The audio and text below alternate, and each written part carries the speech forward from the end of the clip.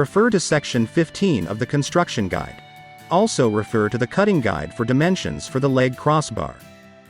Please note that the leg crossbar will not keep your mattress in place, and it is not a replacement for the mattress strap. Also note, you will not be able to use a leg crossbar if your mattress is higher than 12 inches because the legs may not clear the rear of the bed cabinet when the bed is closed. In this video, we are going to cover the construction and installation of the optional leg crossbar between the two folding legs of the Murphy bed. The leg crossbar attaches to the bottom part of the legs using the 2¼ inch diameter holes as shown here. The leg crossbar can be constructed using round, square, or slightly rectangular wood stock. Metal tubing can also be used with a threaded rod in the middle. Steel nuts or acorn nuts can then be used to secure the leg crossbar to the legs. Here we are using maple stock cut from a strip of 1x2. 2 1/4 inch diameter or smaller round head wood screws will be required. Screws should be at least 2½ inches long.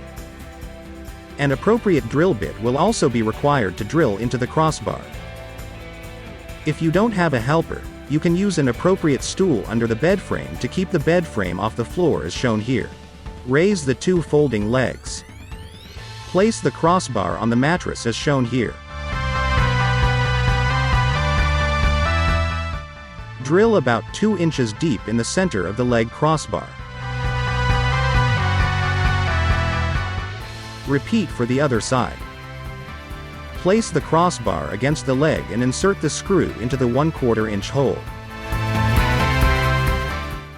Drive the screw into the crossbar until it is snug. Repeat for the other side.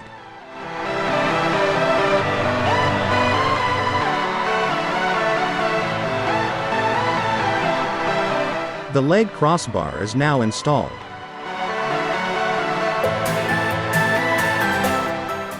Remove the stool from under the bed frame and fold down the legs using the crossbar as shown here. The leg crossbar is optional, however, it will make it easier and quicker to raise and lower the folding legs.